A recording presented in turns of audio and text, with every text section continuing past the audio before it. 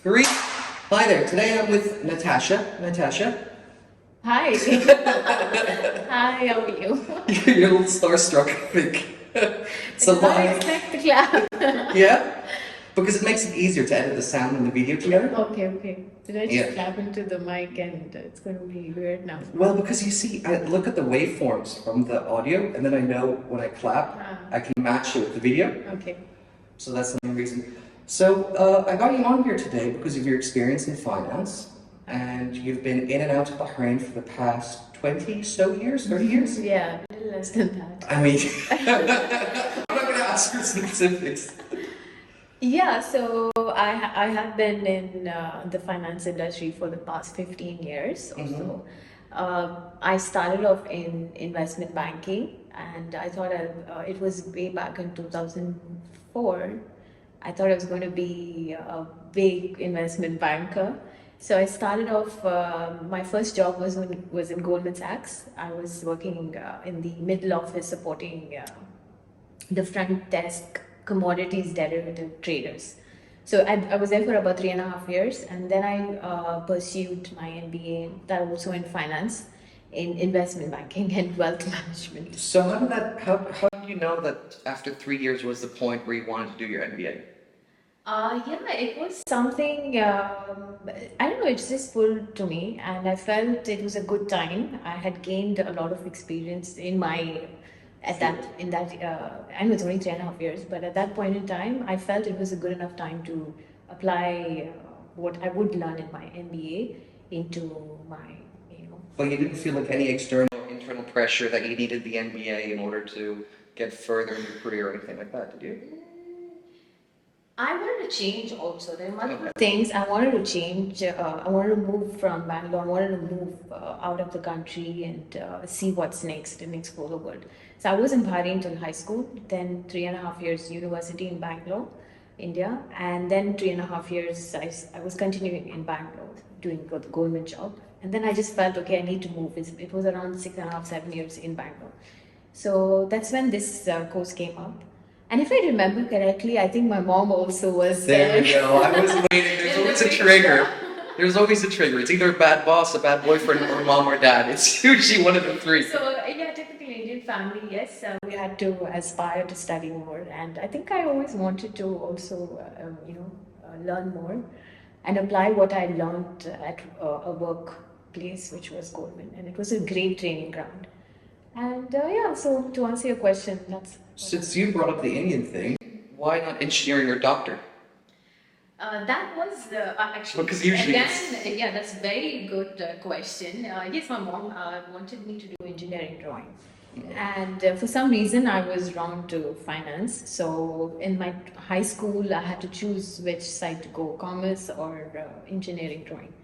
In fact, I was signed up for engineering drawing, and I changed to finance, and I'm glad I did do that. Now looking at it, it was a good decision.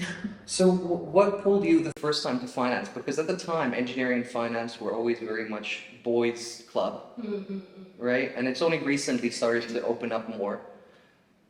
I don't know. At that point in time, when I was reading up, or I think my surrounding, I saw a lot of bankers around, and I just found it. You got mesmerized. Yes, Starstruck. yeah, formal clothes and laptop and everything. I don't know, just business and commerce was very interesting for me, so I took the plunge in it. Oh, fantastic. And then afterwards, eventually you went to City, and then you went and joined a startup. Yes. So after I finished actually there was another company in between before City. It was called Dunya Finance in Dubai. So I did my masters in. It was a dual program in a university called SB Jain Global School of Management. So it started off 6 months, 7 months in Singapore, and then we moved to Dubai for another 6. It was 1.5 years program. So Singapore was a great experience. Again, I was hoping to find some break there in finance and banking. But then I moved to finish my course in Dubai, and my then boyfriend was there. So I thought, okay, I think I need to set my base in Dubai for a few years. And that's how I joined a startup company called Dunya Finance. That must have not been an easy conversation to have with the parents and with the boyfriend, I imagine, and saying like, hey, you know what, I'm gonna leave, you know, the banking industry and then go and join the startup. That must have been a very tough conversation. It was actually the startup was when I say startup, it was banking field itself. Of course, yeah. Yeah, so it was not much of a thing, but then they were like, okay, you're coming from a Goldman brand and you did a good MBA school, and you're going to a no brand company. But it became a brand, and I'm super grateful that I took that plunge to that company. That experience that I had was fantastic. It was a great team. We had great shareholders, and they believed, the senior management believed in investing in young talent. They gave us, literally pushed us in the deep waters. They gave us big positions and responsibilities and people to manage and roles to handle. It was very good. We had to be coachable basically. So they really coached us, and that's many of my skills got developed over there. So, who was Natasha before the joining the startup, and who was Natasha afterwards? Do you feel more confident? Do you feel more well-rounded after going through that? Because it is really like a bootstrap hell experience of being in a startup. It's grueling. Exactly. You know, you're working maybe sometimes 12 to 13 to even sometimes 16 hours in a go, and you lose your weekends as well. Definitely. I think when I joined the company, I was super naive and bright-eyed, blue-eyed person, I guess. What number of employee were you at that point? Were you number 50 or number 5? I don't remember. I mean, So, it was. how small was the team? It was a small team, and they said they grew in a matter of 1 or 2 years. They became 1,000+ employees. Oh wow! Yeah. Oh wow! I can't imagine how much of a headache that was. Big yet, so it was very good, very good. And yeah, it was. They really make you. I mean, this kind of experience you have hands-on experience in different areas, in marketing and sales and customer service and call center, talking to customers, and you're doing everything over there. And I was blessed to have a very good team that kind of mentored me. In fact, I'm in touch with all of them. Some of them who play a very major role in my life even today. That's fantastic. Yeah, so definitely in terms of confidence and everything, yes, it's just. Are they mostly now spread out around the world, the team, or are they still mostly in the GCC? They're mostly in the GCC. Okay, that's nice. So you kind of became a big family. Yeah. Yeah, it's super nice. So I wanted to lead on to the next question then. You went then from the startup, and then you went now become a project manager. Sorry, not project manager. You became a GM. Oh, okay, yeah. Yeah. Currently. You skipped city in between. Sorry, you went to city first, and then what made you go from startup then back to city? I moved from Dubai to Bahrain. Okay. And given my background. And that was for family reasons though, right? Yeah, and it was a spur of a moment decision. Yeah, we had completed about 7 years in Dubai, and I think I have this itch of the 7-year itch. I can't stay in a place for longer than that, I guess. But something told me I had my baby by then. In 2016. Congratulations, although it's a little late. Thank you. Yeah, she's 5 now. And she's amazing. So in 2016, end of 2016, my husband and he always wanted to move back to Bahrain. But I was somebody, when I left in 2002 or 2004, I said, I'm not going to come back home. Bahrain is home. I'm not going to come back here. I want to explore the world. I'm never going to come to Bahrain. It's too small or whatever, those limited thoughts at that point in time. So come 2016, having lived Dubai life, we enjoyed it. But then after some time, it kind of, you miss warm connections. We miss that in Dubai, which we had in Bahrain. We had family, we have high school friends, not even high school, like school friends, kindergarten friends still here today. Oh, wow. And that bond is totally different. And we used to, in Dubai, we used to have a beautiful balcony, and we used to look out, and Arjun and I would be like, what? I miss having friends just calling you and saying, okay, we're downstairs, we're coming up, let's have a drink, let's chill, let's go for dinner. We don't have that in Dubai because everything is far, or you're too busy, or you're too exhausted from working so long hours. So then we said, let's move. We have a baby now, and the baby has grandparents and everyone in Bahrain. Though we didn't have a job or anything, we thought it was a safe bet. So then we took the plunge. We decided to leave Dubai. We packed all our bags and everything. Moved 2017 Jan. We were in Bahrain, and then I applied for jobs. And City was one opening. There was an opening. In fact, my previous boss in the startup, he helped me with this job. He had a contact, and he kind of referred me, and then I interviewed. And I got the job, so that's how I entered City. I didn't even actually look for other jobs. I just thought, okay, it's City, and can't go wrong with City, right? It has a brand, and I'm sure there'll be something great to learn from. That's how I entered City. How different was the work culture between City and back from startup? Because you went from a high octane world of go, go, go, go, go to a lot more formal structure and hierarchies, which you don't usually have. No. Was it hit me within, I think, 3 to 6 months. I felt lost. I was like, I mean, it was an amazing job. It's just that you're restricted to that job and that role and that team. You're okay. You might meet a lot of, you have interactions with different departments and stuff. At least my role had that, but it was very limited, and it was not as exciting and scary at times like my other job. So I was, after about 6 to 8 months, 9 months, I was kind of, looking out, and maybe I told you was, what's gonna happen. Then I think after 1.5 years, I got a call from my ex-boss. He said, "Hi Natasha, I'm in Bahrain." I said, "What are you doing here?" He said, "No, just let's meet. We are starting up a Famous last words. we're starting up a company." I said, "Oh wow!" And then he said, "Come, let's interview and all that." So we set up an interview. It was my ex-boss from Dubai, and I said, "Of course, I'll join you." Then he said, "There's a little catch. The job it will require you for to travel to Khobar 2 to 3 months. That's it initially. When we're starting up the company, because the shareholder is in Saudi, and that's where it is." I said, "Yeah, okay, I'll figure it out." At that point, they just opened the borders for women to drive, so it was a good timing. And I said, "Okay, I'll figure it out." And that 2.5 months went almost to 2 years of commuting days. You got tricked. I got totally tricked. But I was drawn to the excitement of the job, and we were constantly busy. And You missed out as well.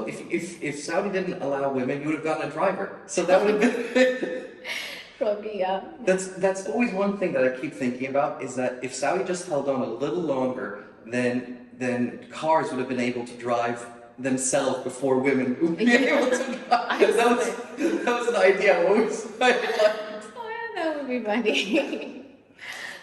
Yeah. So now how often? Well, COVID of course changed things, I imagine. Yeah. And since COVID, has it now, you're going back to Khobar again? Or? No, I don't go now since COVID hit. And also at 2019 mid, we had a company over here in Bahrain, which helps in our processing of all the back office, technology solutions. Everything's handled from a Bahrain company. So I am the general manager for that company, which came as a blessing as well. I didn't have to commute as much to over, but of course, if I need to, I will be there. So how did COVID affect your family life and your career life? Because for a lot of people, it allowed them to spend more time with the family since we're stuck at home. But I think it also made a lot of people more separated, because most of people's friends in today's world are their work friends. Not a lot of people, other than who grew up in Bahrain, will have that kind of connection with the larger community. So since the past 2 years now, the things and restrictions have opened up again, and it's easier to go into the office. How has that changed your management style for your staff, and how has that changed the culture, in your opinion, for your? It was a journey of discovery, this COVID-19 period, right? So initially when it launched, the first agenda was to get everyone to work remotely, to get the work arrangements set up, the VPN connections and laptops and connectivity to the system. So we were all very busy with that, and we had one morning call in the morning for 15 minutes about 30 of us, key people, and all Just a functions. roll call. Normal. We would have a quick call and gather, and we would go around the table, and it was all virtual. We did it on Teams, and we did it for a whole 1.5 years. This kind of arrangement, and it was really good. And that on a professional way, we all got used to working, remotely, which we thought we never could.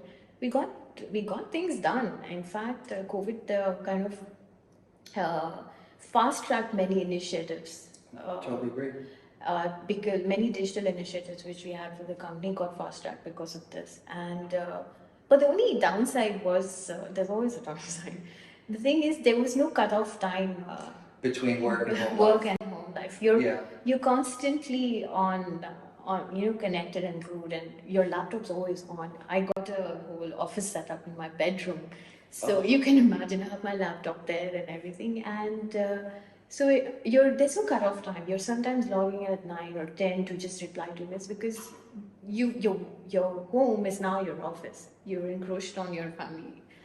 But having said that, it was a great blessing again, because in my whole 10 whatever years of career at that point in time, there must have been 13 years, I never took a break or spent quality time, with my family, and I never had a work-life balance. It was always work.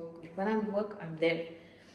And so with this COVID situation since 2000, 2020 year, I got a lot of time to work from home, and I got time with my husband and my daughter. We actually did fun things together. We cooked together. We did like a 1 month thing where we cooked food. We said we can't travel. We love traveling. So we said, okay, we can't travel. Let's travel by the food we eat. So we did a travel by eating series. So we covered, I think, about 30, 35, 1 month. Oh, wow. Yeah, we did Filipino food, we did Lebanese food, and we would research and do everything. And what was the best so far? Be honest now. Everything Pizza. was no, Italian. Yeah, I mean, we tried different things. We even did sushi. We made sushi from scratch. So these things, it was, I mean, it's my boss hears me, oh, no wonder you were not very productive. No, but yeah, I did this, I balanced it, I worked from home, and we also did these fun things, which I never imagined I would have been able to do. So that is the effect of COVID in a good way. Totally agree. It opened. I think for a lot of people, if you would have asked them, as managers at least, 3 years ago, hey, do you think it's okay for half your staff to be working from home? They would have been looking at you. Yeah. You're like, are you crazy? It was a mindset thing. Exactly. And I think even now, if you had 75% of your staff working remotely, that's totally fine. Yeah. I think in most industries at least. Of course, manufacturing, that's not going to work for you, but finance, law, stuff like that, no problem. So I was wondering, do you think that's going to change your managerial style looking into the future? Do you think it's going to be easier for you if somebody comes up to you now and says, hey, can we keep this team remotely or anything else like that? Absolutely. Yeah, that's definitely Absolutely possible. Yeah, I think that's an option. And also some of our companies that we know are shareholding companies, they give that as an option to certain employees, that you can work from your home country. And but of course your compensation structure is different. It changes. Yes. Yeah. There's currently going on a lawsuit in America where some companies were trying to argue that they want to pay their staff now a different rate because they moved to the Bahamas. Yeah. So of course there's going to be a pushback on that. Yeah. So mostly our compensation package involves basic housing and transport. So if you're working from home, there's no transport allowance. You're not commuting to work because of us. So some people remove that component altogether. So if they're ready for a lesser kind of a package, and they have the comfort of working in their home country or the Bahamas or Goa, anywhere, then some people do take that, and definitely open to it. No, I think COVID has really changed the way we work, and I was wondering, how has your work-life balance changed since having your first job? Oh. Do you feel like you're more patient? Do you feel like you're more, hey, listen, we need to get these things done? Do you feel like mom mode has kicked in more? Actually, it's a brilliant question, and there are multiple ways to answer it. As you were saying, so many thoughts came to me. The thing that topped the list was mom guilt. I think that is a very critical thing for working moms. You feel guilty you're not there for your daughter, and she needs you, and you're in a 9 to 6 job, and sometimes you're not done after 6 as well. You come home and I have to tell, oh baby, I just need to send money. May please, be with Dada, or do something. So mom guilt is definitely there, but I think it's after my daughter's born, it's made me reflect on many things about myself, and it has definitely made me more productive in terms of organizing my day. Anyways, I've always been that kind of person. I love ticking off my to-do list, but now I'm more organized that way, and I have a lot to thank her, because she's the she gets me. She's only 5, but she has the power of I don't know. She's Steam super. engine. I know. She wakes up the earliest, so she gets me also to wake up, and I function with very less sleep, which is perfectly fine now. I got used to it, and so helps me start my day early and helps me get things done. And in terms of being calm and holding my calm and peace, she's taught me that. I think I was more I would be triggered easily earlier, but now I think with her, she's shown It's me. hard to be angry with a 5-year-old, right? Yeah, and I have this. I read somewhere, right? I was telling you that they model us, right? And they're watching us, and up to 7 years of age, 0 to 7 years of age, they're walking subconscious mind. They're like a sponge, so they're absorbing everything as reality. So your the way you talk, your act, everything is going to play a lifelong role in that person's life. And it's going to be their inner dialogue. The way I talk to her, or the way I talk to my husband, she's absorbing that as the truth. So I realized I need to be a better version of myself, at That's least so in sweet. front of her, so that she's not dealing with I don't know what when she grows up. So yeah, so she's amazing that way. She's my mirror. Her name is Miraya. Oh, And what a apparently, coincidence. yes, someone told me a couple of times it's an Arabic word. It means miraya, right? I mean, mirror. So it's so apt. She shows me the mirror on what I have to fix in myself and be a better version. Do you see yourself more as her, or do you see more of her dad in her? Oh, I wouldn't want to take that away from her. I think she's her own personality, which Oh, is really? You beautiful don't in see itself. any kind of like similarities, or is that then too close? Look, No, it's the mirror. she's still developing, right? So I don't want to label her as more of me or more of her. She's got a beautiful combination of both of us, and What is also diplomatic answer? In case she's listening in 10 years. she will, yeah, possibly. I love you, baby. Yeah, so yeah, but I think that's how it's been, and of course we do have a battle every day. When I'm getting ready to go to work. Good thing is I drop her to school, and when I just drop her and she says, "Mama, please don't go to office today. Oh, Yeah, please can you come early? Please can you come home by 3?" And every day I have to explain to her. So this is really difficult, and my husband also goes through the same thing. And but where's she getting it from? it's I don't know, it's a child thing to do. I guess they just want to be with their parents. Even though my Is your grandparents, are her grandparents leading her on and be like, hey? no, they're an amazing support system. Both the grandparents, my parents, I mean my parents and my in-laws as well. They have a beautiful bond with my daughter, and I think they're both lucky to have each other in this. I think we mentioned this when we were talking a few days ago, how it's amazing seeing how much better your parents become in parenting at your kids, right? The moment they have grandkids, then they're like really great parents. Yes. And then you feel terrible as well because you're like, well, I'm not that good. Yeah, I didn't get that attention when I was that age. But yeah, I think all parents, do the best we can in our level of consciousness, right? You grow every day, you evolve every day. So same thing with our parents also. Because this is the next question I was going to lead into, is how has the spirituality aspect of it come in with the child? Do you feel yourself opening up more to that kind of world? Because obviously when you're kind of your teens, your early 20s, you're like, spiritual crap, throw it out, right? Yeah. And it's when you get older, you kind of want that kind of connection, I think is the right way of putting it. Absolutely. Yes,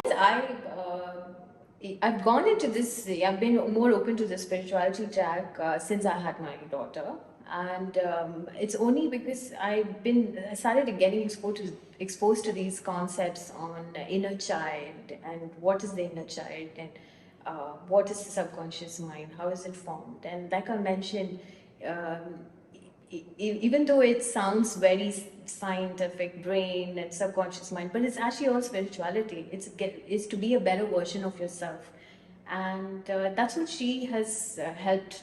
And I know before she was born, I was a very I mean, I could get triggered by people's reactions, people's words, and certain circumstances would make me feel triggered.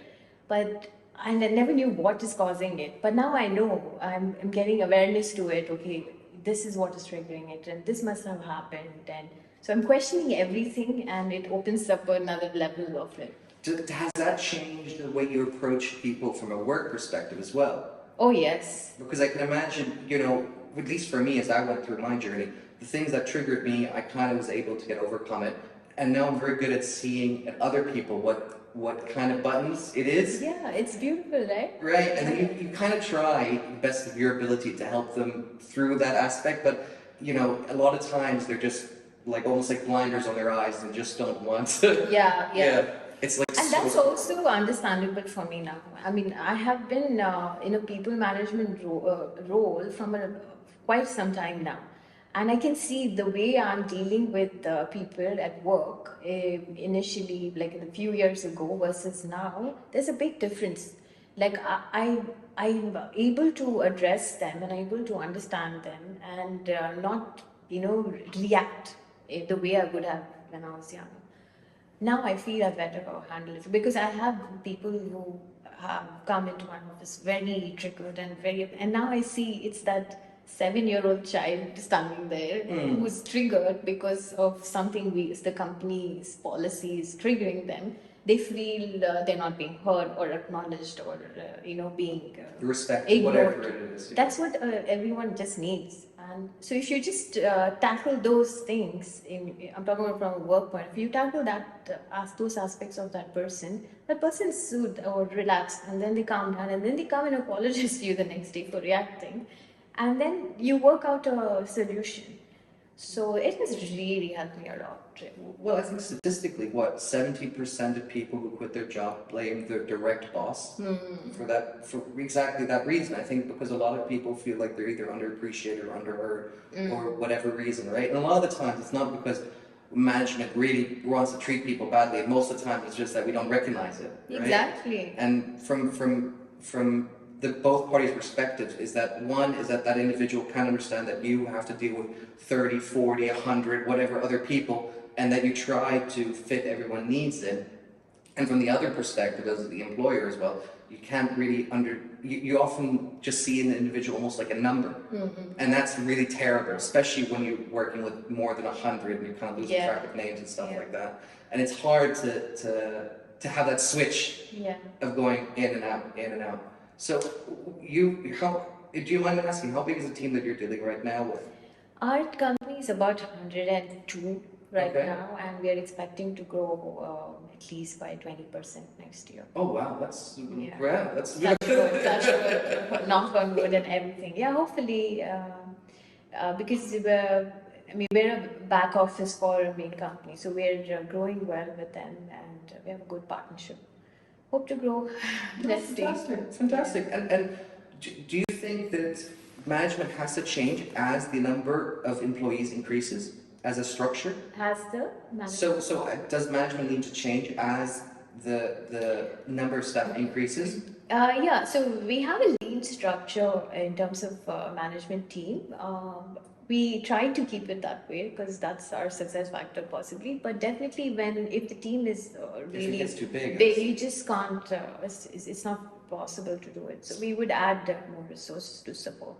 Absolutely. Back office of the back office. Because it's kind of, I mean, this is something that I hear from a lot of VPs, is that it's very hard to understand your business because most of your business is done by your frontliners. And then you become more and more detached as the company exponentially increases, right?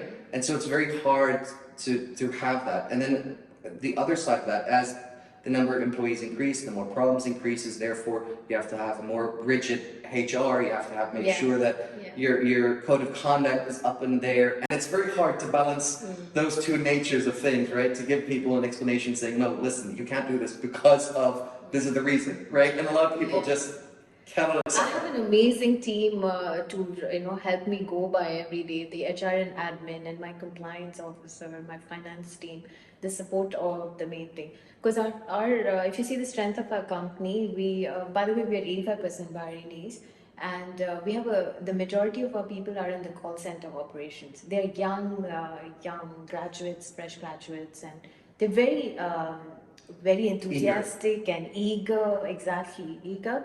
So there is a lot of interaction with them from our HR admin. They need to be managed in a nice And trained, and absolutely. trained, and we consider ourselves a training ground for them. Sometimes this is their first job, so we take a lot of importance in managing this aspect, and I'm grateful to have a good team who supports. And I was about to say, I think you only really understand, or you're only, at least as it might be my own point of view, you only really understand being able to manage correctly once you have a child. I think that really leads on to it, and you kind of then able to really get into the nitty gritty. Before that, kind of just Yes, in a daze. it's amazing, really. A child really changed many aspects of my thought process and management style in a professional world. I mean, I never thought of that, but it really did shape out many things. And that consciousness, being aware that everyone has, they're just a person who's having dealt with different scenarios, and you have to tackle them in a different way and address them in a different way. You can't just put everyone in the same box, it will not work. So, this question has to come up sooner or later. How are you able to balance your home needs and your work life? Because for a lot of moms that I speak to, they say it is very, very difficult because you have two forces pulling at you from each direction. And you mentioned it a little bit earlier, saying that your daughter saying to you, "Can you come at 3?" And it kind of breaks your heart, right? I hope she doesn't grow up with some trauma feeling because of that. Maybe I did not mean to. So I try explaining that to her. So to balance both, you need to ask for help, okay? And everyone needs to be okay to take help. So I have a nanny who helps me, and she does all my chores in terms of cooking, and when I'm not there from 3 to 6, she's with my daughter. And of course, the grandparents. I definitely sometimes, I mean, the grandparents, I believe, are there to have fun with the child. I don't want my child to be just, given to them to take care. Then it's troublesome when she's a handful. She needs attention and games and stuff. So at certain days, she spends time with them, afternoons and stuff. So yeah, that's how I'm managing. And then I also try to take good breaks and holidays after every 6 months. We try to travel. So that kind of bonds my family, my husband and I, and my daughter. We definitely love traveling. Because So I take that. Sorry to interrupt, but I think that's exactly the thing that for a lot of young women and young moms don't really understand, that they do need the help. And a lot of them, I don't know what it is, but for whatever reason, when we get out of life and we get out of school, we have this idea of not having to ask for help and to just live life like on our own legs, and we're gonna carry the world and screw everyone else, right? And I'll show them, and then you suddenly kind of have these responsibilities that start add. You can do all that, but it's at the cost of losing your mind. I don't think it's worth it. Just be at peace, and why worry about what's getting cooked and stuff when you can outsource that work, and focus on quality time with your family. So that's what works for me, and I'm glad, grateful it's so far so good managing it. Ask for help. I would just say that to any woman who's struggling with this. Just there's no shame in getting someone to help you out around the house. You don't have to try being a super mom. I totally agree with you. I think it is a super mom being able to ask for help to begin with, right? I think you're a terrible mom if you're just trying to burden everything, because you're not going to be able to do it, and you'll be a pressure cooker. You just burst on your family itself, and you don't want to do that. You'd rather have a sane, peaceful mind and not feel stressed. And because most of our jobs are high stressed jobs like you're writing presentations to the board, you're reacting with their questions and their challenges. You're constantly thinking of that. So you don't want to add more things. Well, Jeff Bezos said something very similar to that. And he said, well, what does an exec do? What they are paid to do a limited amount of very good decisions. You're not paid to do 100 decisions. You're paid to do 5 or 6 very, very, very important decisions. And that's it. And I think that's a fantastic approach that you have. Yeah. And I think that it's something that not a lot of people have the maturity or the emotional maturity to be able to say, hey, I'm just going to outsource the stuff that isn't important to me. Yeah, absolutely. And do the best you can, and it's okay. I mean, if you would have gotten yourself just a driver to take you to Khobar, your productivity would have skyrocketed. Actually, maybe, but you know what?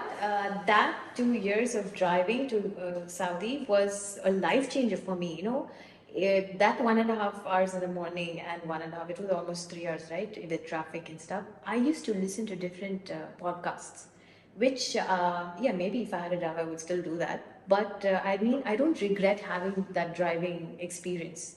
It gave me a lot of me time without, you know, I was alone. I don't have anyone. And I really enjoyed the drive. So I listened to a lot of podcasts, a lot of Audible. I'm a subscriber of Audible.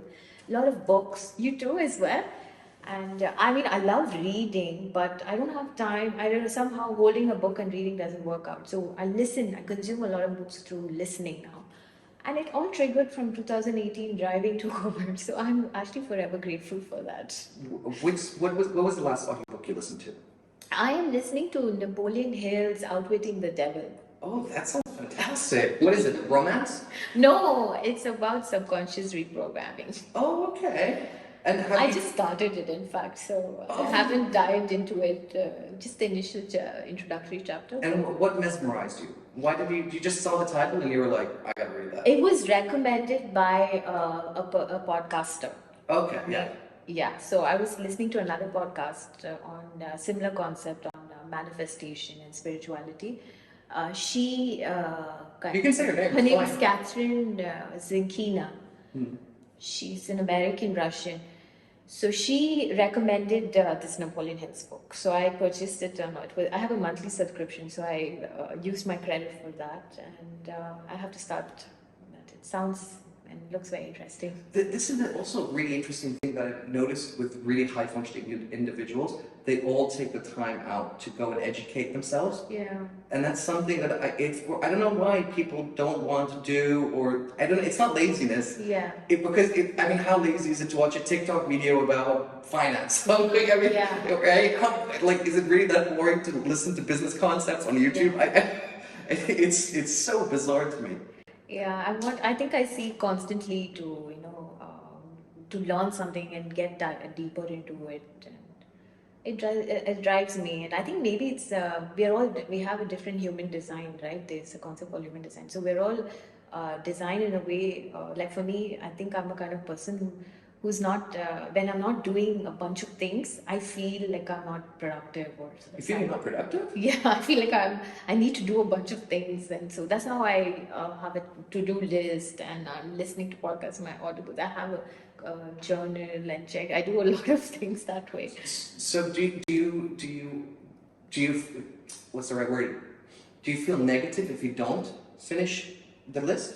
So it has a positive and a flip side. Sometimes I feel unaccomplished, right? I didn't do anything today. I didn't do anything on my list. But most of the time, it's always positive, because I feel when I have that list there, my mind is there. If you see my notes on my phone, it's like Saturday things to do. And when I take off things, it's a high for me. So this is the interesting part, because I switched that. Yeah. Because I used to be very similar to that, where I would keep lists, and then whenever I'd finish it, I wouldn't feel anything, because I'd be like, well, I expected to finish it, so whatever. And if I didn't finish it, I'd beat myself up and be like, oh, you know what, you should have put your finger out of your ass, and you should have, hit harder. Do you know what I mean? And then what changed it for me was I was also listening to a podcast by a guy named Dave Asprey, who talks about a book called Superhuman, and it's like NLP training and stuff like that. Okay. And he mentions that taking on more than you can achieve is a quality that's positive. Okay. Not negative. So, right? That changes your whole dynamic of your thinking.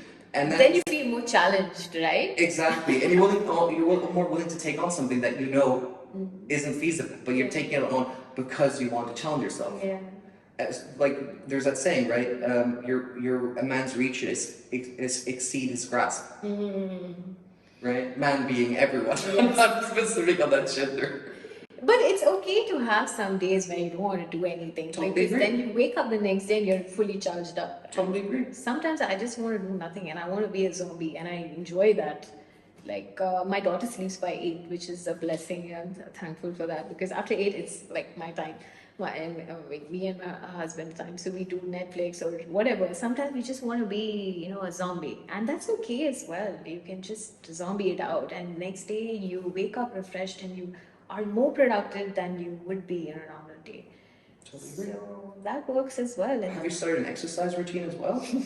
it's on my to-do list. Okay. Oh no, that's that category of my life is which needs improvement. Well, to be honest, being a mom to a 5-year-old, there's a lot of exercise. Getting them fed, dressed, and Mental everything like that. exercise. Oh my god. No, I even last year had this whole agenda. I need to focus on my fitness. So I categorize my life like in different departments where I want to. So I do this annual activity. Let me talk about that. In December last year, I made what's an OGSM? These objectives, goals, strategy, measures. I've heard of them. It's a very typical company profession. So companies do the strategy exercise every year to plan and set the tone for the next year. So last year I was doing one for my company, and we have like a workshop session all across the company. 3 days we're in a hotel conference room doing this together, and that got me thinking last year, why am I not doing my personal OGSM? So I made a personal OGSM, the same framework that we do in office, but of course my categories were my personal life. Of course. So I had money, financial goals, fitness goals, and travel, whatever. Travel goals, everything, relationship goals, and everything. So I wrote a bunch of things in it. Now I don't know, how did we come into this topic? Your fitness. Oh yeah, fitness, yeah. So fitness was on that, and I want to do 7K steps, and I want to do a short exercise at home. So I even subscribed to Sweat app. It's a very good app for women. It's called Sweat. They have these annual membership. I paid up, I think, whatever dollars for it. I had good intention to start, and it didn't. It just didn't materialize. And just last week, I got the reminder that your app, your registration or membership is going to end. Do you want to renew? I was like, oh crap! I finished a whole year and I didn't even use it. So yeah, so fitness is something which I need to, work on consciously. I think it helps when it becomes a family activity. Yeah. Right? I know a friend of mine, he has a huge backyard and he just turned it into like a jungle gym. Right? And it's like like ropes to hang on, and he takes his like 8-year-old there and they like jump from like wood piece to wood piece and do all these like weird stuff. Yeah. But they both really enjoy it. Exactly. It is important to get excited by your goal, whatever your goal is. If you don't build up excitement for it, it doesn't get. Same thing happened to me for fitness. I think I was excited about other departments, and I'm very happy that when I look at my OGSM, my company would be laughing if they hear this, that I have a personal OGSM. So if I see my OGSM, many things got done, and when I look at it now. So it's important to me, at least, to have that thing. It drives me, it lights me up. No, I use GTD, get things done. Okay. Yeah, and that's how I built most of my structures and stuff like that. So I try to write down everything that's in my head. Like every task. Yeah. No matter if it's like 5 years away or something that I want to happen one day, everything has to be written down. Oh, brilliant. And then it gets like structured into like almost like a plant, like a tree, right? And then it's like this is how this and this and then this. Like so do you visit that often? Do you look at that, what you've written? I use 2 apps. I use Asana. Okay, I've heard of it, I haven't used it. Yeah, the free version is fantastic. Okay. And I use it even for my company. Okay. And it's brilliant. And the other one I use is Get Things Done. There's an actual app called Okay. GTD. Nice. But there's something about pen to paper. I I love know, that. I know, I I know. know. I do use know. my phone notes a lot. A lot of things are digital. It's just easy, but because I'm not carrying my journal everywhere. But in the morning when I'm at work, I spend about half an hour actually writing what I want to achieve, and I feel that is something else that really helps. I totally agree. I wasn't such a person who would lose everything. Ah, yeah, that's true. So that's my problem. Whatever I carry in my hand in 10 minutes is going to be out of my hand. No, I agree with you. Because then even my book, sometimes what I take my notes, I forget it at office, and then reach home and I'm like, oh, and I feel so low. I'm like, oh damn, I left my book back. That's also a flip side to things like that. So when you have it on your phone, it's always accessible. I even had a list of things that I shouldn't do. That would tick off if I didn't do it. I went to that level. Oh, that is so cool. Like, leave the office before 7. Stuff like that I had on the list. Brilliant. Yeah, I mean, you talked a little bit about your fitness goals. I was wondering, have you never thought about maybe tying it up with your friends? Yeah, but it's maybe it's Difficult. laziness. It's there's no time actually. I really, whatever time I'm out of work, I want to be with my daughter and my family. And then I'm actually exhausted. I don't know where. There's no time. Actually, I know it sounds like an excuse. You should make the time for what you want to do, but I tried. I think in 2019, I tried doing like a half an hour session during my lunch. I don't take my lunch hour, but I thought, okay, let me take lunch hour. I went to the gym for half an hour. I tried that, but it didn't stick for long because I start my day at 7. I get ready, drop my daughter to school, and then by 8:30 I'm at work, and then I'm home by 6:30. Then 6:30 to 8, that's the only time I have with my daughter. Then by 8:30, That's done. The day is over. I want to be a zombie then. I don't want to go but yeah, if I was really driven, I would make 9 to 10. I wouldn't recommend that, honestly, because you already have like a high octane life. You have a hard career, and then you have like a young child. Adding then an externality like working out is just going to cause your not insulin, your not estrogen. What's the stress hormone called again? It's not serotonin, right? No, serotonin is happiness. Happy human. Well, I forget. I'll remember the word eventually. But yeah, that's going to cause it to go even higher, and then you're just going to get quicker burnt out. Yeah. So if you ever see a person who works like crazy hours, like 15, 16 hours, and then does CrossFit, they're burned out in like 6 months to a year. They kind of look like almost like a corpse. They have, like, really like big eyeshadows and stuff like that. That's that's what it is. But that's why you need to have that spirituality in order to kind of reconcile that kind of stuff and be able to take a step back and also be kind to yourself, which is not something that a lot of people are for whatever reason. This year I started meditating and I feel really kicked about it because I've heard many people say meditation is good for you, and I've tried over many years.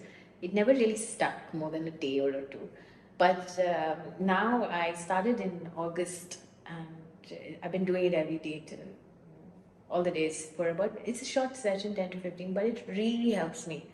And I do it after I drop my daughter to school. I come back home and I really look forward to it, and I'm loving it.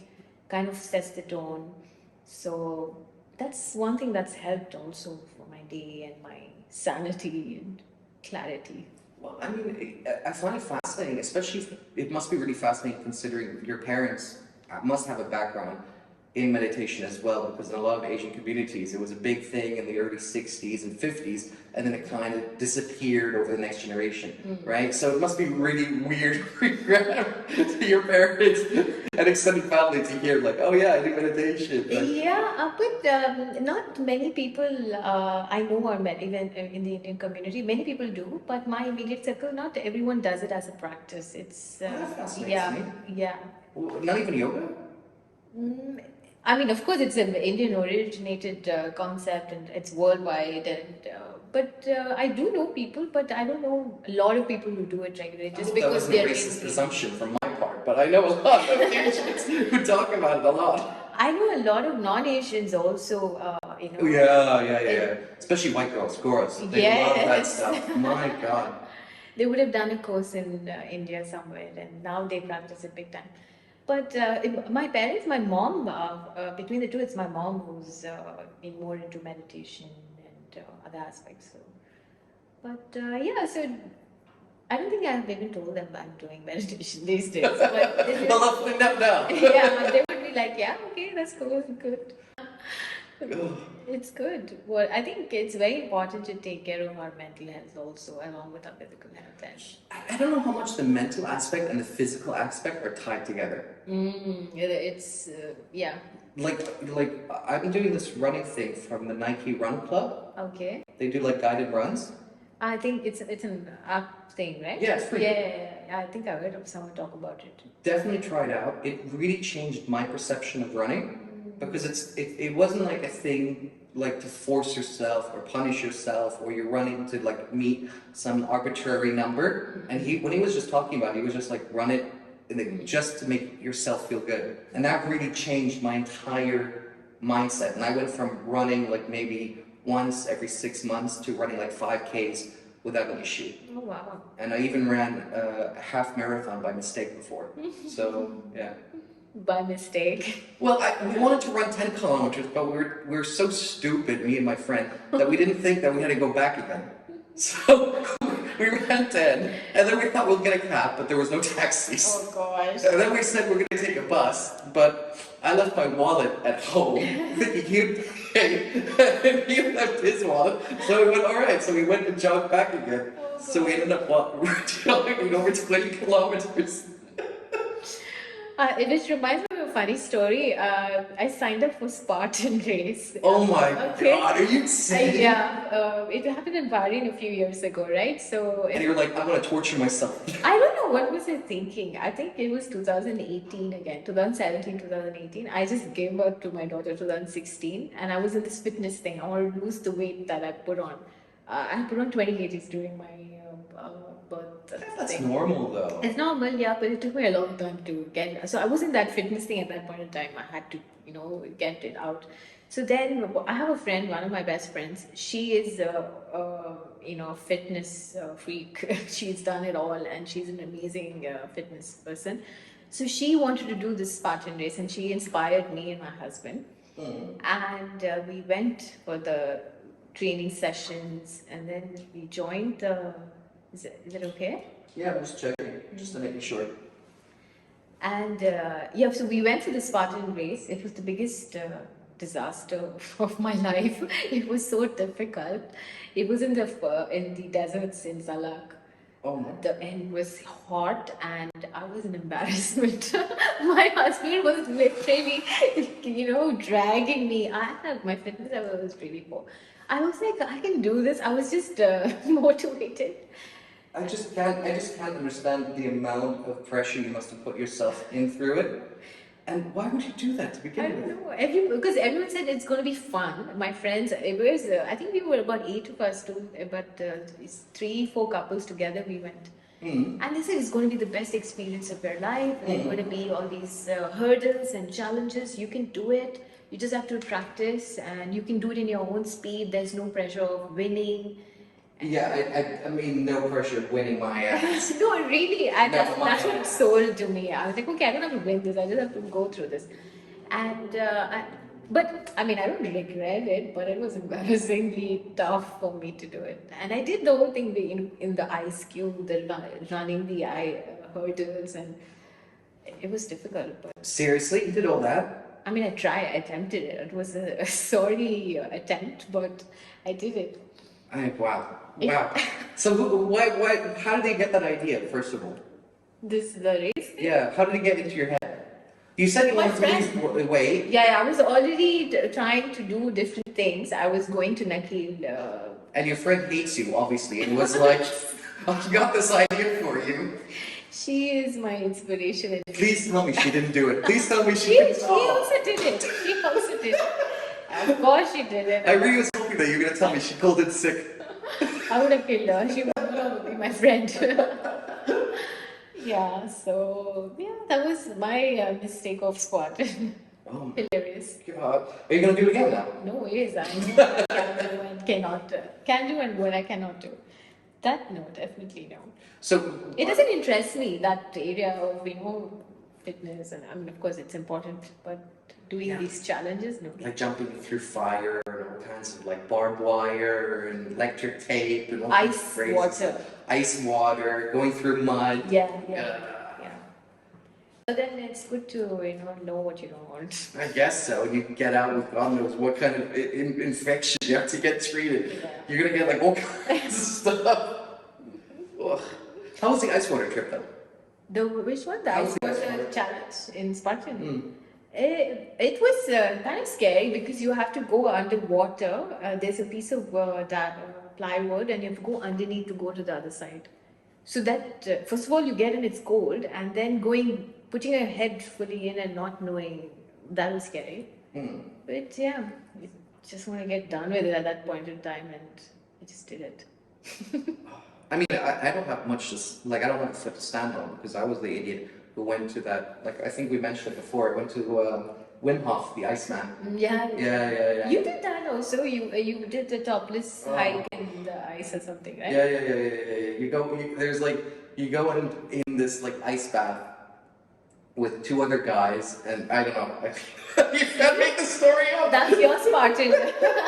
With two other guys in this whole bath, and you get into this ice, and you have to like just breathe and let go. And there's like some weirdo in the corner hitting some drums, going. Ooh.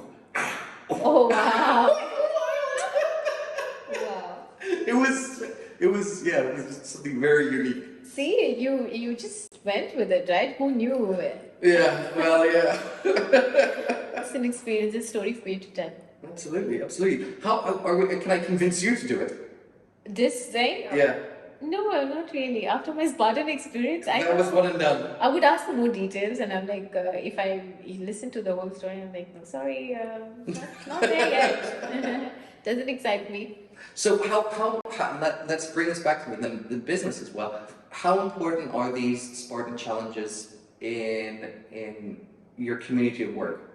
You mean like team building activities? Yeah. Do you think there has a place for that, or do you think that's kind of like just? No, it's very important. Team building activities are very important, and in fact, after the whole COVID period, we just now restarted such programs, like fun activities to get the team together, and something like this, like a Spartan Challenge, is something which brings the team together. And I mean, of course, we don't have a Spartan Challenge at work, but we do different games. Like recently, we had like a beat the summer get together. That was a theme, and we had teams together and build the tallest tower, and something like beer pong, but not beer. Something else we used. The two teams, they had these kind of challenges. So I really loved it because it brought everyone together, and the entire company started talking to each other across different levels, and so these kind of activities and challenges are. So you think there's definitely a place for them in corporate life? It is important, and it is an essential thing. Actually, you need it. Otherwise, you're just going to office, coming back home. You're talking to your limited people, and it's a very dry, relationship with your work people. But when you have these kind of informal things, it really lights up the whole environment, and you collaborate better, you resolve issues better. So how would you say do you build loyalty then in a corporation? Same Team building exercises? It's a bunch of things, really. You have to make that person feel comfortable waking up and coming to you, and have these exciting things, something different out of the ordinary. See, a job is a job, right? It is going to be like a drag for everyone, 9 to 6. But when you have these different things coming up, that drives loyalty. Also, that's not the only thing. There are different things also you have to worry about how you not worry. I mean, be excited about driving their career. Are you challenging them enough? Are they in the right position, skill set? And environment also, whether the office environment is good. Many aspects to it, their compensation aspect. So all these factors drive loyalty. It's just not one thing, many things. So what I think is really interesting what you're saying there is that I just recently read an article with Elon Musk, and it was about similar subject about building activities in the team, kind of building a family, and how to turn a corporation into kind of like a place that people actually want to work with, right? Yeah. Otherwise, you're going to have like super high turnovers, and you're going to be a disaster because you're constantly having to retrain people. And one of the things he said that really worked was having a hotline where employees could call to list problems, ideas, whatever. And he called it Integrity Hotline. Okay. Which I thought was so ingenious, Yeah. because he was saying before they go to the press, if you have integrity, you call us. I thought that was genius. You did obligating them. Exactly. In a fun way. Absolutely. When I heard that, I was like, genius. Yeah. Yeah, that's good. That works as well. But I think if you have honest, genuine conversations with them, they come up to you and they talk to you if they have any concerns, and loyalty builds that way. Well, 100% of people that you talk to were at one point you. Yeah. Right? And we all Yeah. go through the ladder, Yeah. right? And sometimes we go back down again, but we always hope that we go continuously up. And so the time that we spend training others is in fact the time that we're going to get when others train us. Yeah. That's the way I see it, right? Yeah. Absolutely. Like when I think about my bosses and why do I have loyalty to him, is because the fact that I left City and moved, for example, to this startup company, it's out of loyalty really. And that's because he really gave the comfort, that team also. They coached you, they showed you the way, and they put you in challenges, but they also show you the way, and they have honest conversation, genuine effort. So I would like to pass that on as well. So that's what I do with my immediate team. I have conversations with them every day. I give them tons of suggestions. It's important. Those things are important. I think loyalty builds from that. And also, it's not always about work. Have conversations which are outside of work. How's your family? Don't always have an agenda. Sometimes the agenda is to have no agenda. So that also works. All that. So to add on to it, I once met Deutschbahn, the famous train station in Germany, the train station company that has trains going back and forth anywhere in Germany, Deutschbahn. I spoke to, he was I think the head of one of the departments. I wasn't sure which department anymore. This is years and years back. He was telling me that he actively tries to force his employees out of the company. Oh. And I was like, what? What are you talking about? And he was like, listen, if I have an employee and I see him being really bright, that guy has a future, girl, whatever, but there's no movement upwards. Everything's currently taken, all the spots are filled, right? And I don't have the position or power or whatever to create an opening for him. So I will actively try to look for him a different position at a different company. Like I'd actually go out and talk to people and say, hey, I got this kid who's really bright or whatever. I was so confused by this. Yeah. And I was like, why? Why lose the talent? Yeah. And he said, well, listen, that person is going to leave sooner or later because there is no way up for him. However, if I'm physically pushing him out, and giving him a position that's better than what he currently has, he's always going to be thankful to our company. He's always going to be thankful to us. And those people that he's going to move to because he worked for us is going to be people we're connected to. Okay. Right? And so it was this like almost subterfuge spider web. And he was saying almost all the partners, suppliers that we work with are all... Okay, he has an agenda there. Exactly! And when I heard that, I was like, that is the most smartest thing I've ever heard in my life. That's a good idea. Yeah, I mean, yeah. That guy owes you now. Each something you call your guy who you let go. He was gonna call me up. He was like, why are you sharing that secret? I thought that was genius. That was also that level of confidence in your company as well. To actively contribute. Yeah, that's interesting, very interesting. Certain industries have natural attrition, like my services industry, financial services industry, call center operations, processing. There is a natural attrition that happens, 2%, 3% monthly, because that's the nature of the job. They come for these kind of jobs as a starting point, as a kickstart to their career. So they do leave after 1.5 to 2 years. I do see that, and it's fine. That also it's a healthy attrition. So they're not leaving because they're unhappy with the environment or something. They want another role, a different opportunity, which is outside of this industry. So that's fine as well. And we track that very closely. No, I think that's, I mean, human beings are naturally want what's best for themselves.